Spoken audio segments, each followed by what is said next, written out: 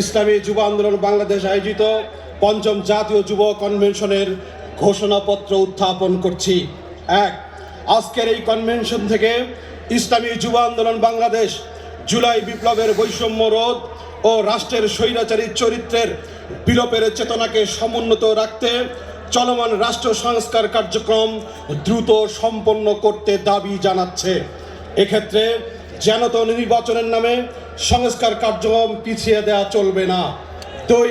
সুশাসন নিশ্চিতকরণ, স্বৈরাচারী মুক্ত রাষ্ট্র গড়া, নির্বাচনে নাগরিকদের ভোটের সর্বাধিক প্রতিফলন ঘটানো এবং অবাধ, সুষ্ঠু, গ্রহণযোগ্য ও অংশগ্রহণমূলক নির্বাচনের জন্য সংখ্যানুপাতিক প্রতিনিধিত্বমূলক নির্বাচন পিআর পদ্ধতি চালু করতে হবে। সর্বোচ্চ 2 বারের বেশি প্রধানমন্ত্রী বিধান না হওয়ার চালু করতে হবে।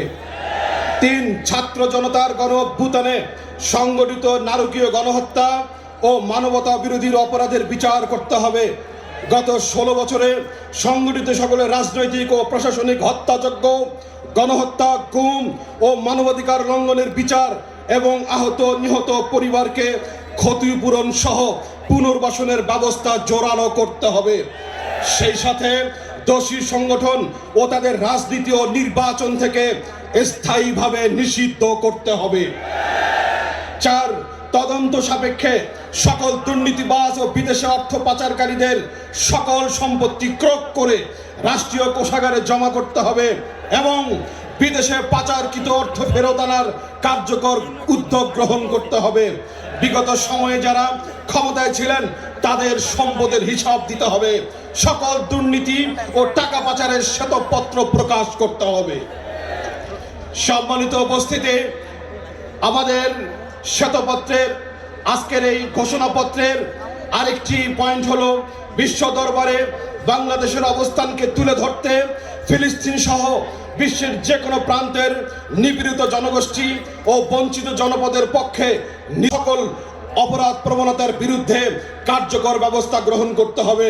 সুদ, ঘুষ, জুয়া, মাদক, সন্ত্রাস এবং সকল অপরাধ প্রবণতার মূলোৎপাটন করতে নৈতিক উন্নতি ও আত্মশুদ্ধির পরিবেশ গড়ে তুলতে হবে। আমাদের আজকের কনভেনশন পত্রের ঘোষণাপত্রের আরেকটি পয়েন্ট হলো নারী নির্যাতন, হয়রানি ও ধর্ষণ বন্ধে আইনের যথাযথ প্রয়োগের মাধ্যমে অপরাধের শাস্তি নিশ্চিত করতে হবে। নারী বান্ধব গণপরিবহন, নিরাপদ কর্মক্ষেত্র, উন্নত স্বাস্থ্যসেবা, বিধবা, অসহায় ও গ্রামীণ নারীদের আর্থসামাজিক নিরাপত্তায় রাষ্ট্রকেই দায়িত্ব গ্রহণ করতে হবে।